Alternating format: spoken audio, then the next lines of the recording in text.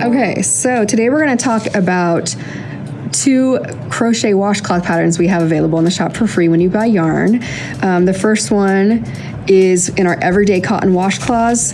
The front page is knit, and on the back there is a crochet option. And then on the second one is the quick and easy washcloths for beginners. This is the crochet side. It has the title on both sides, so you don't have to flip it over to see the title.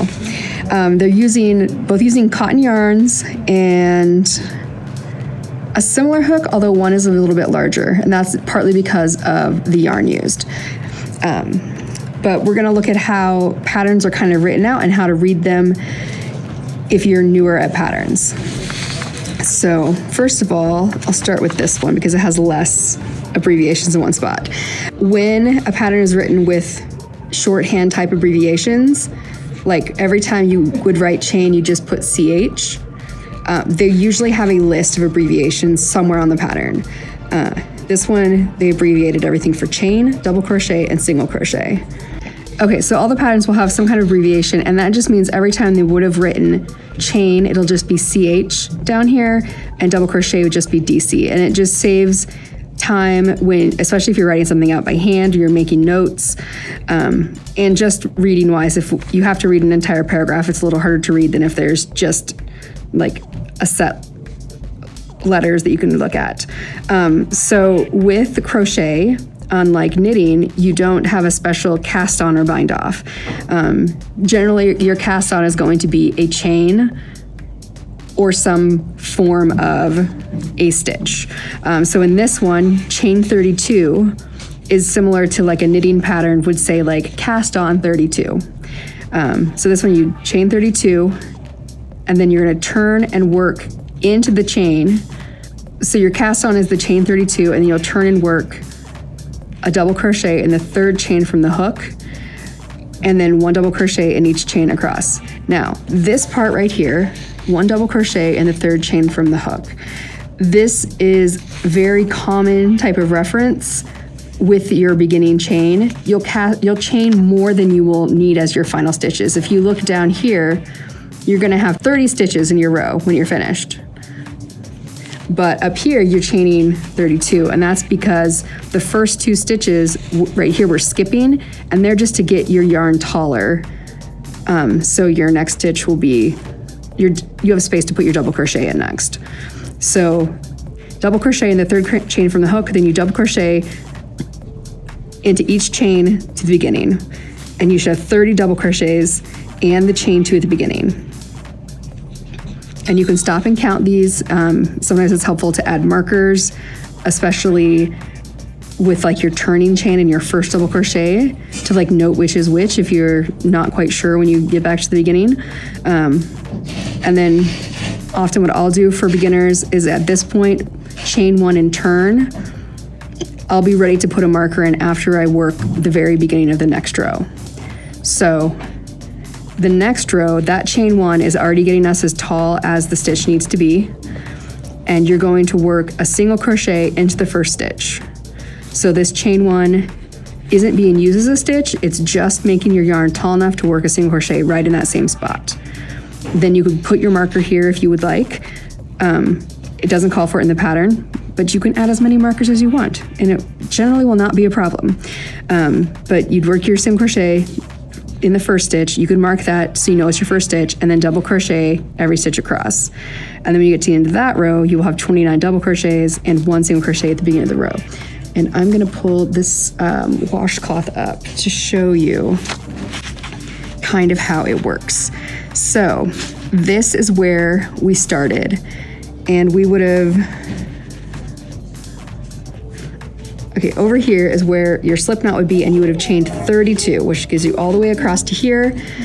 And it's kind of hard to see because it's colorful, but this right here would have been the 2 extra that are our turning chain. And then you work double crochet for the first row. So all of this going back is your double crochets.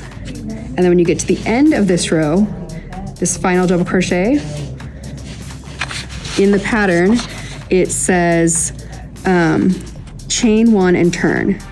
So this is your final double crochet, but then you're going to do a chain 1 right here and turn your work over so you can work back across. So I'm gonna turn it because when you look at your work, you would be on the other side of your work. So if you chain one and turn, you'd be over here.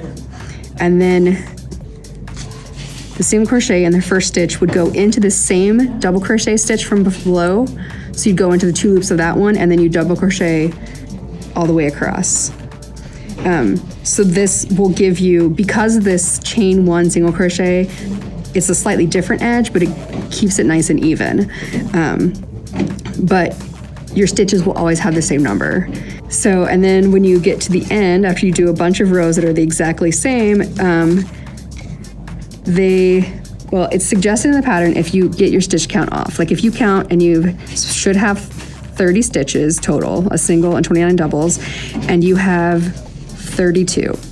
It's best to pull your yarn back out until you figure out where you got extra stitches or lost stitches. So if you had 32, you've added 2 stitches that were not there. So generally that means you'll find that you have 2 stitches into the same stitch at one point, but you might not have noticed it until you got farther. The other thing that happens sometimes is you get to the end of the row and you only have 27 double crochets and your single crochet at the beginning. And what happened is you probably skipped one of these stitches in the middle and you didn't notice.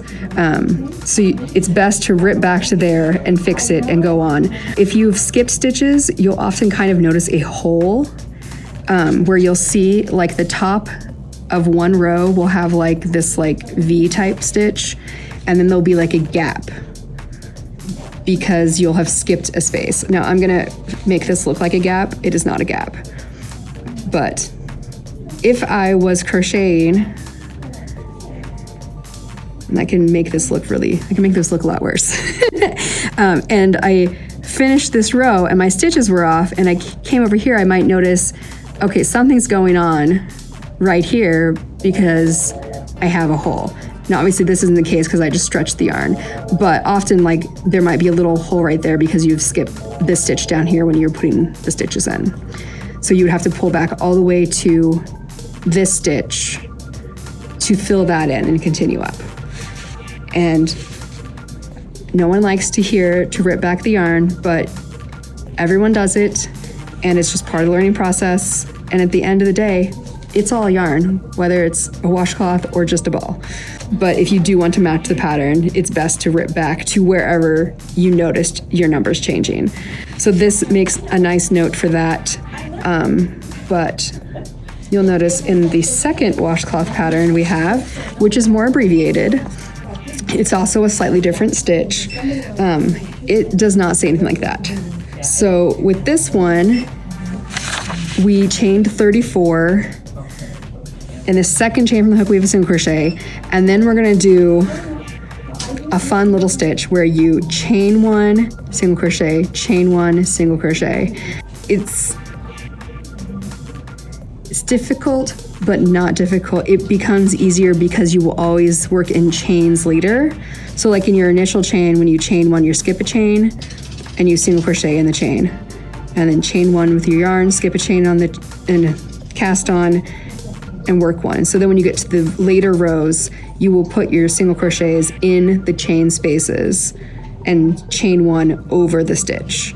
So this pattern is different stitch entirely in the pattern, but the format is still similar to the quick and easy washcloth. So it starts with our chain 34, and then we're going to again skip some amount of chains before we work our first stitch. In this case, we're skipping 1 chain, single crochet 1 into the second chain from the hook. The other one we skipped 2 and did a double crochet.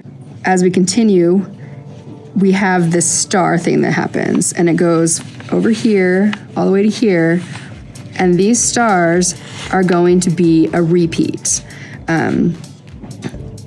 You can highlight this, you can mark it with we have like highlighter tape or something like that. Sometimes there will be brackets in these places instead or as well, but this is the stuff you're going to repeat until you get to a certain point on the stitches, basically. So you're gonna do chain 1, skip 1, single crochet 1. And what that means is you're working yarn, chain 1, you skip one from the cast on or the previous row, you skip a stitch, and then you single crochet one into the next stitch. So you're matching a chain one on top of a skipped stitch and then a single. And then you do that until you get to your last chain, where you repeat to your last chain, which means you'll finish with a single crochet one. And then you will chain one and turn. Row 2 is going to be where we start getting more repeatable rows. This has more detailed because there's more rows that change than the other one. So you've already done your chain one at the end of row 1. So row 2, your yarn is already tall enough to start your stitch, which was a single crochet. So you'd single crochet into the next single crochet, which is your first stitch, and then single crochet one in the next chain space. And so what this is doing is this is setting you up to alternate where your single crochets are. So your edge, you're still gonna have a single crochet there, but then you're gonna have a second single crochet in the chain one space, because we're gonna move where our chain one and single crochets are. And this repeat over here is the same as the first time, but because we've now put 2 stitches at the beginning, the chain one is going to go over a single crochet from the first row. And again, you'll look at these stars, and these stars are going to show the stitches that you'll be repeating. So you'll be repeating chain one, single crochet one in the next chain space, all the way across to the top of that, and then to get to your last single crochet, and then they want you to single crochet one in that last stitch, and then chain one and turn. So you can see how it's similar, but a little different on this row. But row 3, you'll see almost matches row 1 again. So row 3, you single crochet in the next stitch, and then you go right into your chain one, single crochet one in the next chain space, which is similar to this, where it was chain one, skip one, single crochet. So you're like skipping a chain. But these 2 rows together are how you like alternate where the holes are versus the stitches. This is a slightly more complicated pattern if you're new, because you are changing where your stitches are going and your edge stitches every time. But it's completely doable. It's got very simple stitches. You're only doing a single crochet and chain. You're not doing any other type of stitch.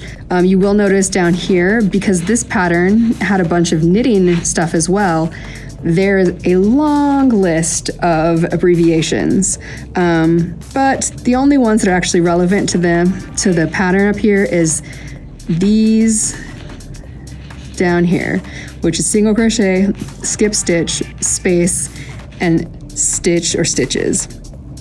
So sometimes if you have a pattern that has like multiple options, there might be a very long abbreviation list, but it may not be used in that part of the pattern you're doing. It might have a different texture or something else in other variations. When you are finished, it also has the option to do your chain 8 and to make a loop to hang it with, and then you've completed your hook. Now, one other thing you might have noticed, the Quick and Easy washcloth, which uses Nifty Cotton Splash, uses a US H hook, which is the same as a 5mm. And the crocheted washcloth from whatever this is, the crochet washcloth from Everyday Cotton dishcloths uses an I crochet hook, which is a size larger, a 5.5mm. And that's partly because if you look at these, the yarns, you can see how one's a little thicker, and it's more obvious when you see it in the ball. The Fantasy Natural is a cable-plied mercerized cotton, and Nifty Cotton is an unmercerized cotton, and it's just like a traditional spin. Like if you look at this, you wouldn't think, oh, that's different. But because this one's a thicker yarn overall, you can use a larger hook. So even though we use a different hook and the yarns are a little different and the stitches are a little different, you can see that these washcloths are a very similar width. So with a washcloth, it kind of matters a little less if you get something exactly to one size or not. But you could probably use either hook with either of these and be fine. This, the Fantasy Natural one is longer because it had you work 32 rows. Sorry, it had you work 64 rows because you repeated the 2 and 3 32 times. And this one has a lot less rows because you're using a taller stitch double crochet, and you're only doing 19 rows. Yeah, so hopefully this helped you know how to look at a crochet pattern, and maybe you can make a dishcloth of your own now.